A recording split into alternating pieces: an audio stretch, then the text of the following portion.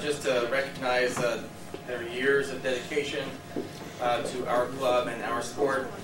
And so, without further ado, first one, if they stay up here long enough to get a picture with us. First, Jerome Larson. Yay!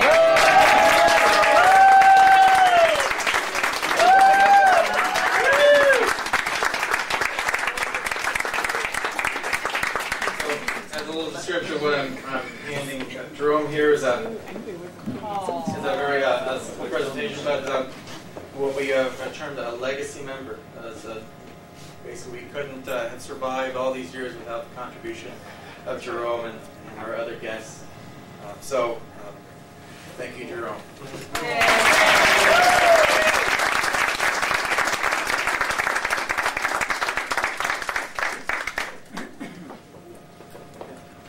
Next is Gordon Mullen. Yay!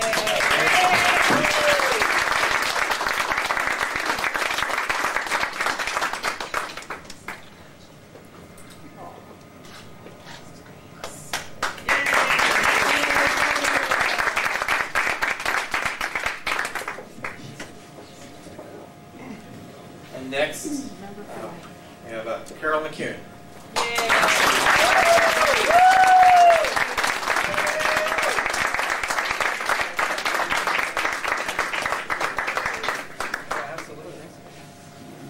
Mr. McCune would like to make say a few words. All right.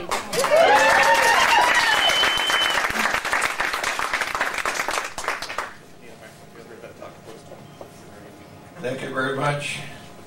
What a lovely reception we got here. And we are very flattered to be the honored guest. We didn't realize that was going to happen. My nephew and his wife from Victoria, Canada, they just come in this afternoon.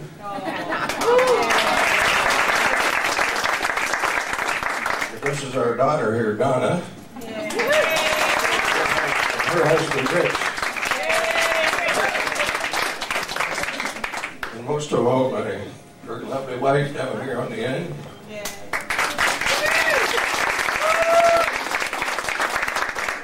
The 22nd of July, we'll be celebrating our 64th wedding anniversary.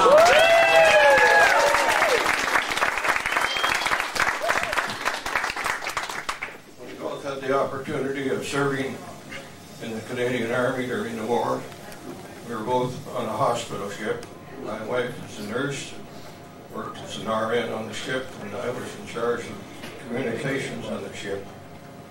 And we got to like one another a little bit, so we decided. You couldn't do that nowadays, I understand. She was an officer and I was an also-ran. But we seemed to get away with it. And we decided we were going to get married in her hometown of North Battleford, Saskatchewan. Oh, yeah! We were both actually raised in Saskatchewan. Didn't know one another until we served on the hospital ship during the Second World War. And so we decided, as I said, to get married out at her place, and I was in charge of getting all of our patients from the hospital ship onto a hospital train going across Canada. We got them off by province going across Canada. And we carried about 50% of Americans as well, patients at the time, and those we sent to New York to let them send them where they were going to be going. And we had a hospital train as well, as I said.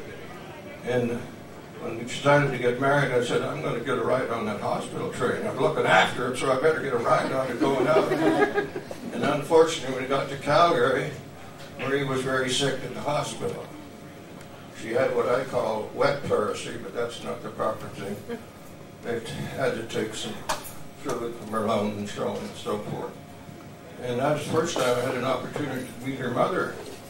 Her mother was there as well, and she and I used to go out and have dinner and have lunch together. We were usually up there in the hospital. So that was fine. So naturally we couldn't get married. And I took about a week to go down and visit my friends. My family. My family was near Kindersley, Saskatchewan. Anybody here know Kindersley? Yep. Yeah. So then when I got back, I had to go back on the ship, of course. And I was one of the first on the ship and the last person off that hospital ship. And that ship was named the Lady Nelson. It was about 6 or 7 lady boats. And Marie's name happens to be Nelson, Marie Nelson. So when he got married, they changed it to McCune. So in any case, after we couldn't get married, and the first thing when I got back on the ship, they said, "How'd the wedding go?" Well, unfortunately, we didn't have a wedding. So I was talking to the captain of the ship one time, and it's also the colonel in charge of our operation on the ship. We carried 512 passengers. And they said, "Don't you think it'd be kind of a good idea if you got married on the ship?" It was a great idea, except we couldn't have any family there.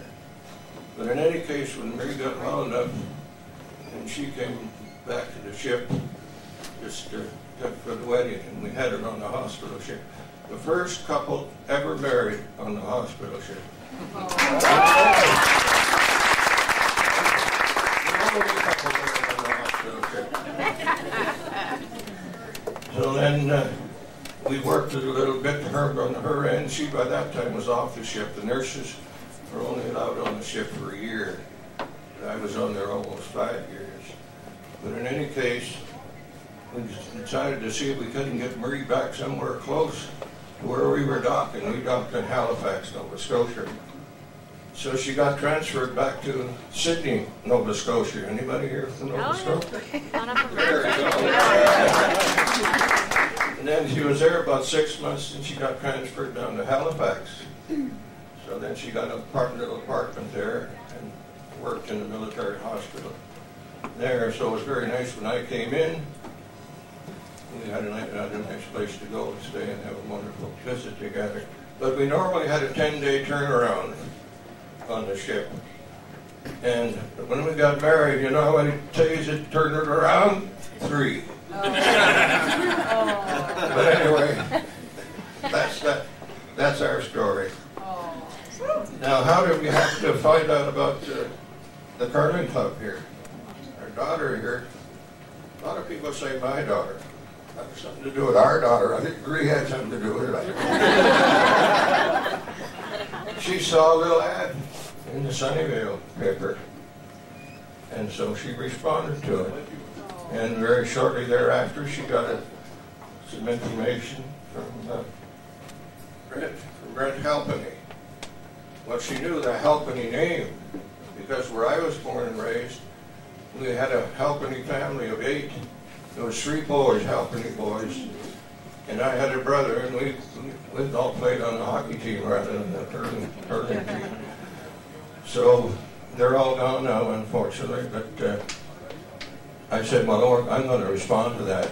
So then I heard about you having your open house or whatever down there, so I responded to that. And here I am, never thinking that I invited, this will be the 50th year. I started with the curling club in 1959. It started in 58, and I was there in 59. And this is, I don't want to make a long story, I know we're getting uncomfortable with talking, but how I happened to know about the San Francisco Curling Club. I was in the insurance business, and I had the regional manager, and I had the territory from Bakersfield to the Oregon border. And this particular day, I was up in Palo Alto office having a sales meeting. That gentleman went up 101, and I said, heck, I think I'll go home a little different time this time. And I went down San Antonio Road, coming from Palo Alto, and sitting out of nowhere was a big building across rooms. You gotta know what that is. So I headed right in there and found out that the man came down here from Edmonton, and he built a 5-sheet of curling ice, no skating, no curling. And so that makes quite a difference, you know, that should go along. You'll have yours one of these days, to make it you going.